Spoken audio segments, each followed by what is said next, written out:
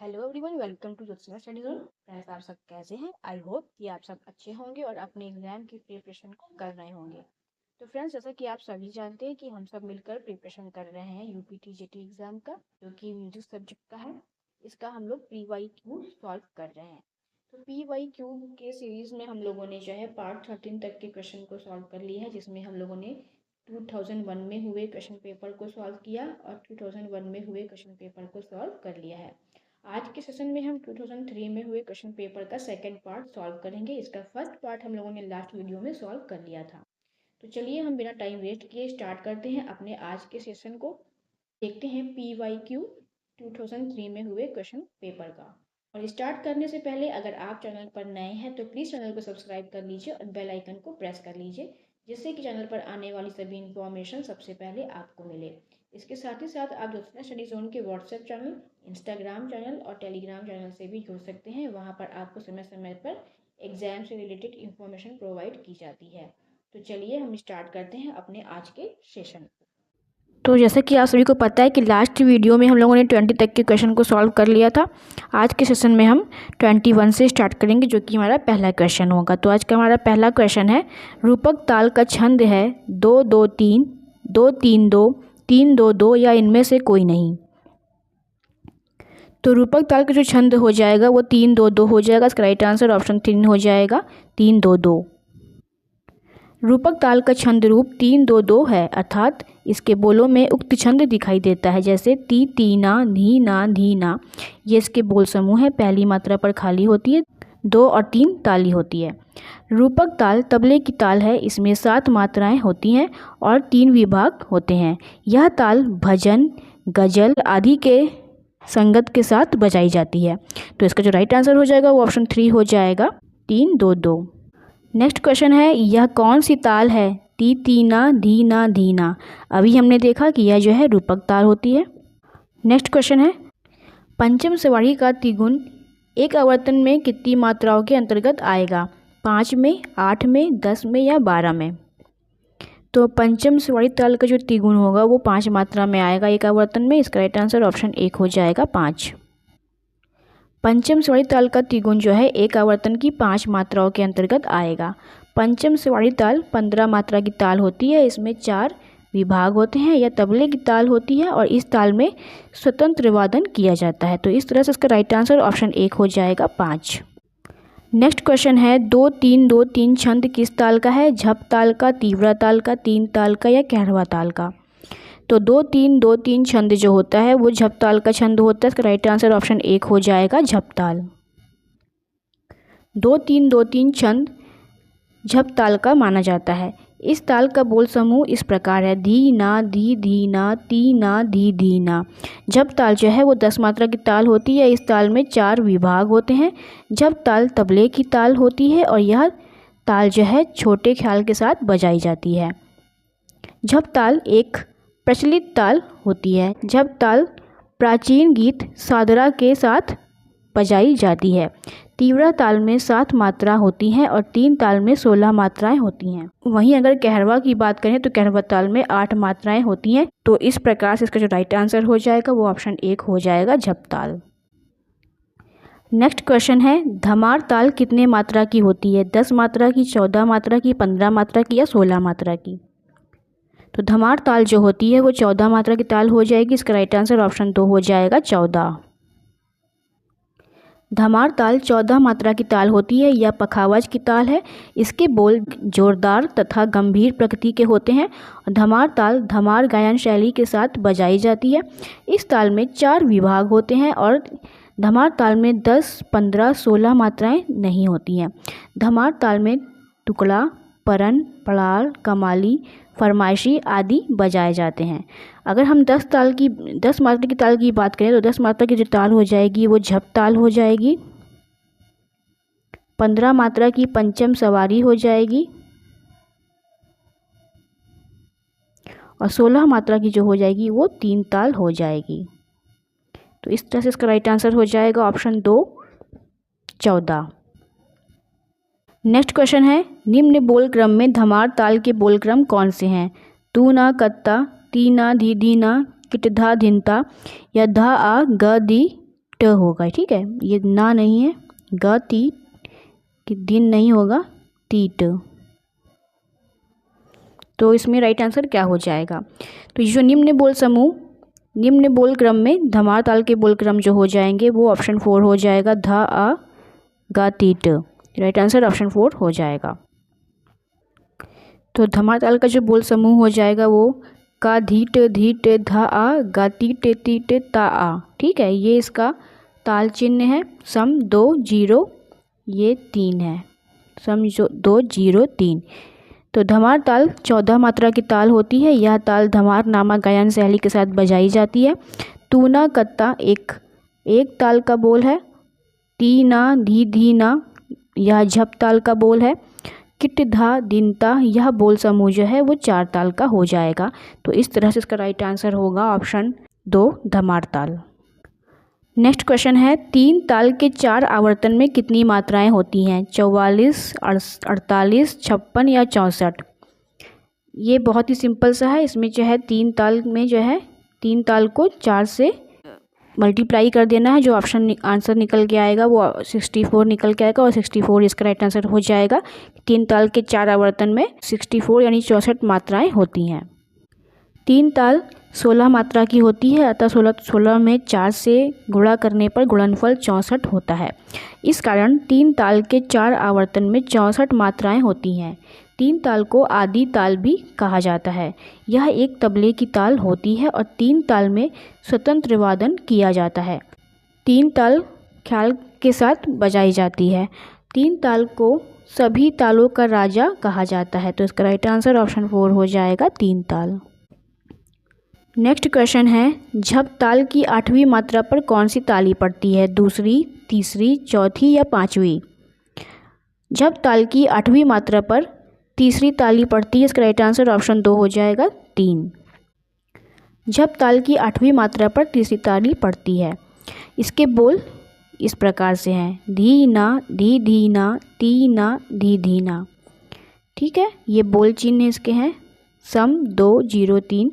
तो 1 2 3 4 5 6 7 और ये हो गया 8। तो ये 8वीं मात्रा पर हमारी तीसरी ताली पड़ती है। इसका राइट आंसर ऑप्शन 2 हो जाएगा, 3। झप ताल जो है वो 10 मात्रा की ताल होती है और यह तबले की ताल होती है। इस ताल को ख्याल अंग की गायकी के साथ बजाया जाता है। झप ताल एक प्रचलित ताल मानी जाती है। झप ताल की 8वीं मात्रा पर 2 4 5 ताली नहीं पड़ती है। तो इसका राइट आंसर ऑप्शन 2 हो जाएगा, 3। नेक्स्ट क्वेश्चन है जद ताल किस गायन शैली में प्रयोग की जाती है? ध्रुपद, ख्याल, ठुमरी या धमार? जद ताल का प्रयोग ठुमरी गायन शैली के साथ किया जाता है। इसका राइट आंसर ऑप्शन 3 हो जाएगा, ठुमरी। जद ताल का प्रयोग ठुमरी गायन शैली के साथ किया जाता है, जबकि ध्रुपद शैली के साथ 4 ताल, सूल ताल आदि तालों का प्रयोग किया जाता है। ख्याल शैली के साथ 3 ताल, झप ताल, तिलवाड़ा ताल, झुमरा ताल आदि तालों का प्रयोग किया जाता है। और धमार गायन शैली के साथ धमार ताल का प्रयोग किया जाता है। जद ताल 14 मात्रे की ताल होती है और यह चंचल प्रकृति की गायन शैली के साथ बजाई जाती है। यह एक तबले की ताल है। तो इसका राइट आंसर जो है ऑप्शन 3 हो जाएगा, ठुमरी। नेक्स्ट क्वेश्चन ठुमरी गायन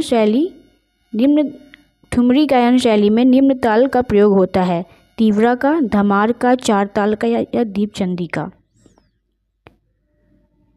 इन सभी तालों के बारे में आपने जान लिया, धमार के बारे में, तीव्रा के बारे में, 4 ताल के बारे में। अब जो शेष ताल बच रही है वही इसका राइट आंसर हो जाएगा। तो इसका राइट आंसर ऑप्शन 4 हो जाएगा, दीपचंदी। दीपचंदी ताल ठुमरी गायन शैली के साथ प्रयोग की जाती है।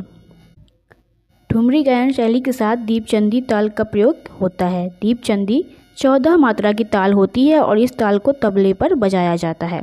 ठुमरी एक चंचल प्रकृति की गायन शैली है और ठुमरी देश, खमाज, पीलू राग में गाई जाती है।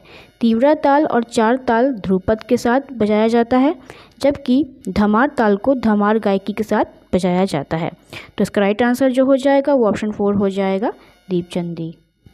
फ्रेंड्स, आपको ये सेशन कैसा लग रहा है हमें कमेंट बॉक्स में ज़रूर से बताइएगा और इस सेशन को अपने दोस्तों में ज़रूर से शेयर कर दीजिएगा। नेक्स्ट क्वेश्चन है, अलाना राग किस थाट का है? बिलावल, मारवा, आसावरी या भैरवी? ये मारवा है। ठीक है, मारवा। तो अलाना जो राग है वो आसावरी थाट का राग होता है। इसका राइट आंसर ऑप्शन 3 हो जाएगा, आसावरी। अलाना राग आसावरी थाट का राग होता है। इस राग की जाति षाडव संपूर्ण मानी जाती है। अलाना राग का वादी स्वर षड्ज तथा संवादी स्वर पंचम को माना जाता है। अलाना राग रात्रि के प्रथम प्रहर में गाया अथवा बजाया जाता है। अलाना राग की बंदिश तार सा से प्रारंभ की जाती है और इस राग का संप्रकृति राग दरबारी होता है। इसलिए इसका राइट आंसर आसावरी हो जाएगा, ऑप्शन 3। नेक्स्ट क्वेश्चन है, राग तोड़ी के गायन का समय है दिन का दूसरा प्रहर, रात्रि का प्रथम प्रहर, रात्रि का अंतिम प्रहर या प्रातःकाल?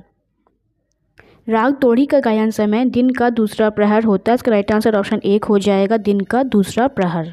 राग तोड़ी का गायन समय दिन का दूसरा प्रहर माना जाता है।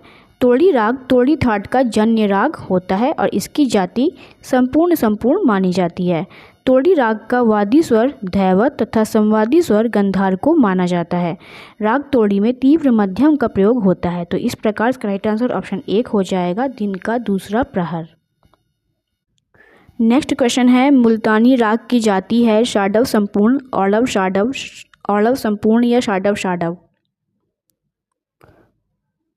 मुल्तानी राग की जाति औलव संपूर्ण होती है। इसका राइट आंसर ऑप्शन 3 हो जाएगा, औलव संपूर्ण। मुल्तानी राग की जाति औलव संपूर्ण होती है क्योंकि इसके आरोह में ऋषभ धैवत स्वर वर्जित होते हैं और अवरोह में सातों स्वरों का प्रयोग किया जाता है, इसलिए इसकी जाति औलव संपूर्ण होती है। मुल्तानी राग तोड़ी थाट का राग होता है और मुल्तानी राग को दिन के चौथे प्रहर में गाया अथवा बजाया जाता है। तो इस प्रकार इसका राइट आंसर ऑप्शन 3 हो जाएगा, औलव संपूर्ण। नेक्स्ट क्वेश्चन है, राग गौड़ मल्हार किस थाट का है? काफी थाट का, बिलावल थाट का, कल्याण थाट का या भैरव थाट का? राग गौड़ मल्हार जो है वो काफी थाट का राग होता है। इसका राइट आंसर ऑप्शन 1 हो जाएगा, काफी। राग गौड़ मल्हार काफी थाट का राग माना जाता है। इसकी जाति संपूर्ण होती है और इस राग का वादी स्वर मध्यम तथा संवादी स्वर षड्ज को माना जाता है तथा गौड़ मल्हार को वर्षा ऋतु में गाया अथवा बजाया जाता है। तो इसका राइट आंसर हो जाएगा ऑप्शन 1, काफी। नेक्स्ट क्वेश्चन है, राग गौड़ मल्हार का वादी संवादी है रेगा, पासा, धागा या मासा? तो अभी हमने पढ़ा कि इसका जो वादी संवादी है वो मासा होता है। तो राइट आंसर ऑप्शन 4 हो जाएगा। राग गौड़ मल्हार का वादी स्वर मध्यम तथा संवादी स्वर जो हो जाएगा वो षड्ज माना जाता है। कुछ विद्वान इस राग को काफी थाट का तथा कुछ लोग खमास थाट का राग मानते हैं। गौड़ मल्हार राग को वर्षा ऋतु में गाया जाता है और इस राग का वादी संवादी स्वर रेगा, पासा, धागा स्वर नहीं माना जाता। तो इसका राइट आंसर जो हो जाएगा ऑप्शन 4 हो जाएगा, मासा। नेक्स्ट क्वेश्चन है, राग मियाँ मल्हार के आरोहण में वर्जित स्वर है धैवत, इसको गंधार कर लीजिए, गंधार, पंचम या ऋषभ? राग मियाँ मल्हार के अवरोहण में गंधार स्वर वर्जित होता है। इसका राइट आंसर ऑप्शन 2 हो जाएगा, गंधार। राग मियाँ मल्हार के अवरोह में गा स्वर वर्जित है। कुछ विद्वान लोग गंधार का प्रयोग वक्र रूप में करते हैं। मियाँ मल्हार राग काफी थाट का राग होता है और मियाँ मल्हार राग का वादी स्वर मध्यम, संवादी स्वर षड्ज को माना जाता है। इसका गायन समय वर्षा ऋतु होता है और मियाँ मल्हार का स्वर इस प्रकार से है, ये आप देख सकते हैं, ये स्वर समूह का दिया हुआ है। मियाँ मल्हार राग की जाति संपूर्ण षाडव मानी जाती है और इस राग में धा, पा, रे स्वर वर्जित नहीं होते हैं। तो इसका राइट आंसर जो हो जाएगा वो ऑप्शन 2 हो जाएगा।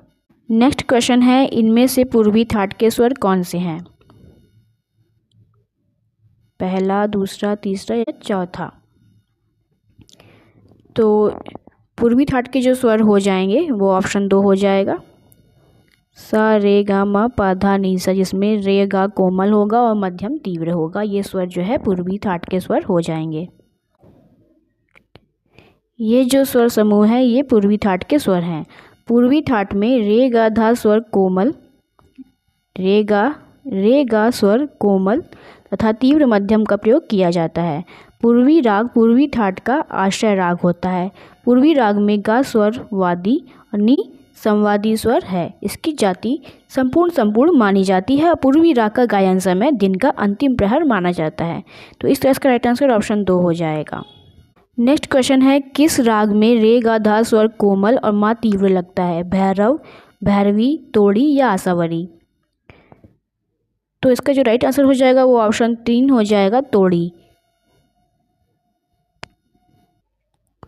तोड़ी राग में रे गा धा स्वर कोमल तथा मा तीव्र का प्रयोग होता है। भैरव राग में रे धा कोमल स्वर का, भैरवी राग में रे गा धा नी कोमल स्वर का तथा आशावरी राग में रे गा धा कोमल स्वर लगता है। और भैरव, भैरवी, आशावरी राग में शुद्ध मध्यम का प्रयोग होता है।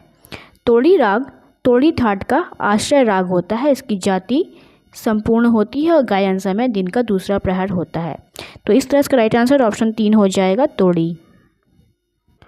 आज का सेकंड लास्ट क्वेश्चन है, बांसुरी किस वर्ग का वाद्य है? घन वर्ग का, तत्व वर्ग का, सुशील वर्ग का या अवनद्य वर्ग का?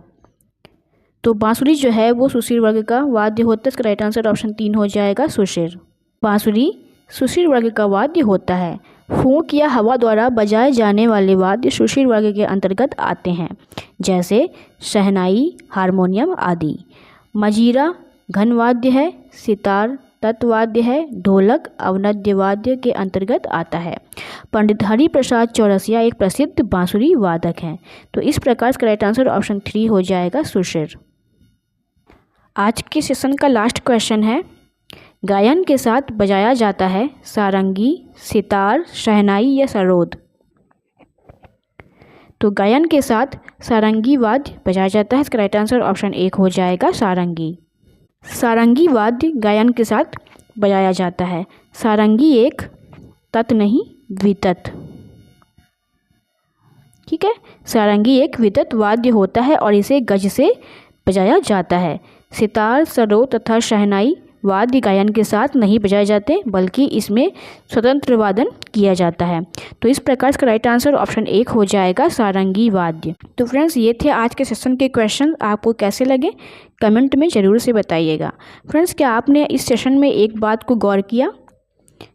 चलिए, अगर आपने कोई बात गौर नहीं की तो मैं आपको बता देती हूँ कि आज जो 2003 में जो पेपर हुआ था, ये जो हम पेपर सॉल्व कर रहे हैं, तो इसमें आपने देखा कि आज के जो सेशन में हम लोगों ने 20 क्वेश्चन सॉल्व किए हैं। इसमें जो 10 क्वेश्चन थे शुरुआती, वो सारे ही जो है ताल से जुड़े हुए क्वेश्चन थे, ठीक है। ताल के क्वेश्चंस का एक पैटर्न चल रहा था और उसके बाद हमें राग के क्वेश्चंस देखने को मिले लगातार, ठीक है। तो इस तरह का क्वेश्चन जो है 2003 में फॉलो किया गया था। प्रीवियस ईयर क्वेश्चन पेपर को सॉल्व करने से हमें यही सुविधा रहती है कि हमें पेपर की प्रगति पता चल जाती है कि पेपर किस तरह से आ रहा है। पर ज़रूरी नहीं है कि ऐसा ही पैटर्न हमें नेक्स्ट टाइम, यानी कि इस टाइम जो हमारा नेक्स्ट पेपर अभी होने वाला है मई में, इसमें देखने को मिले। तो बस इसी को आप लोग ध्यान में रखिएगा और क्वेश्चन को सॉल्व करते जाइए। ये सेशन कैसा लगा हमें कमेंट बॉक्स में ज़रूर से बताइएगा। इस सेशन में अगर कोई किसी प्रकार की कोई मिस्टेक हो गई हो तो उसे कमेंट बॉक्स में मुझे ज़रूर से अवगत कराइएगा, जिससे कि मैं उसको नेक्स्ट वीडियो में ठीक कर सकूँ। तो चलिए फ्रेंड्स, हम मिलते हैं नेक्स्ट वीडियो में। तब तक के लिए आप अपनी प्रैक्टिस को कंटिन्यू करते रहिए। Thank you.